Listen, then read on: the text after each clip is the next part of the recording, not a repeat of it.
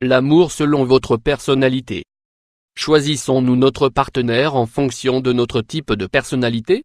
Il est possible que, jusqu'à présent, vous n'ayez jamais pensé à cela, ou peut-être que c'est quelque chose d'essentiel pour vous. Quoi qu'il en soit, nous allons vous présenter les 4 personnalités identifiées autour desquelles se basent les relations affectives.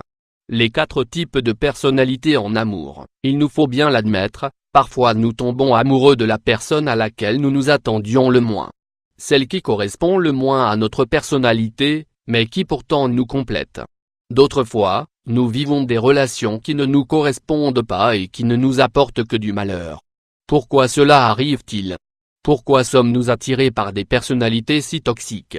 Comme le dit si bien le proverbe, les contraires s'attirent et il n'y a que peu d'explications théoriques à cela. L'un des derniers livres publiés sur le sujet du choix du partenaire amoureux s'appelle Oui him? Oui hier? Pourquoi lui? Pourquoi elle? De l'anthropologue de la Rutgers University, Hélène Fichet. Cet ouvrage très instructif définit 4 grands types de personnalités qui se retrouvent dans toutes les relations. Nous allons vous les présenter dans cet article. 1. La personnalité exploratrice. Amour de 500 x 857. Ces personnes conçoivent l'amour comme une aventure. Elles sont impulsives, autonomes, très curieuses et saisissent souvent l'instant présent. Nous allons voir quelques-uns de leurs axes principaux de personnalité, tendance à rechercher toujours des choses nouvelles, des expériences inédites. Propension à courir des risques sans se soucier des conséquences. Ce sont des personnes très spontanées. Elles ont beaucoup d'énergie.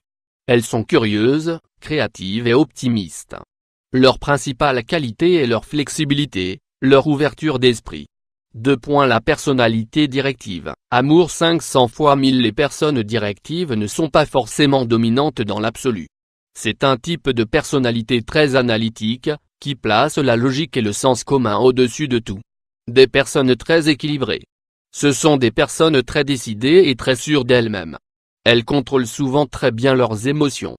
Elles ont des facilités pour aller directement au cœur des choses et dire ce qu'elles désirent.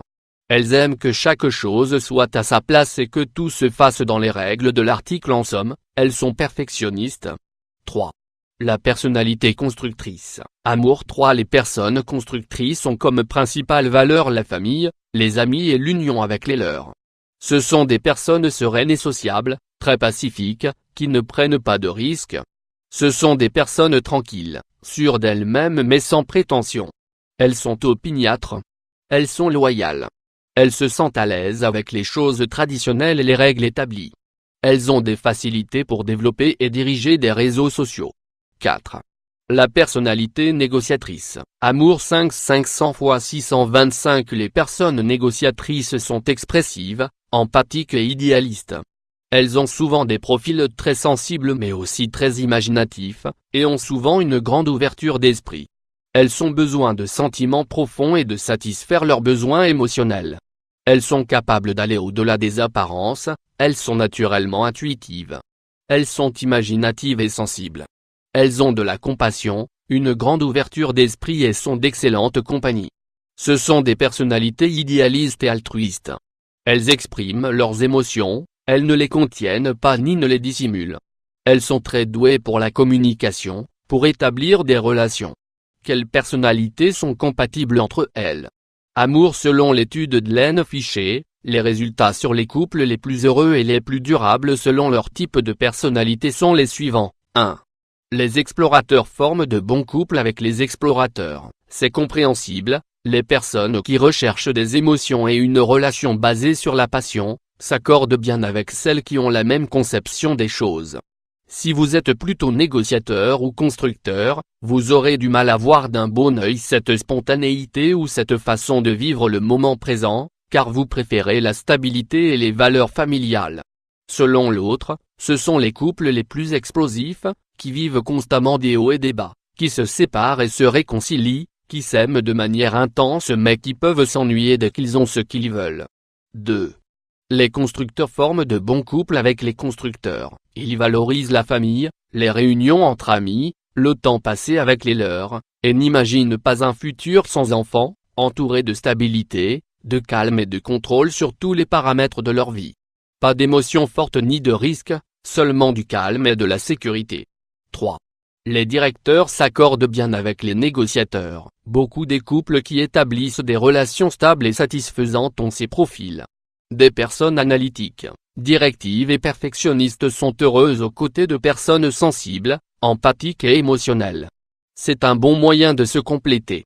L'analyse et l'objectivité face à l'intuitif, au sensible. Les deux paraissent s'attirer dans le but de combler leur manque, de trouver dans l'autre un moyen de s'accomplir totalement. Évidemment, cela n'est pas absolu. Mais, l'intention de l'autre est de nous donner un exemple sur le type de personnalité qu'ont les personnes qui maintiennent des relations durables et satisfaisantes. Il faut prendre en compte le fait que si vous êtes une personne émotive, sensible, à la recherche de stabilité et d'un quotidien paisible, vous ne formerez pas un couple idéal avec quelqu'un qui a une personnalité plus exploratrice. Il est possible qu'une fois passée la passion, votre relation fasse place à la désillusion.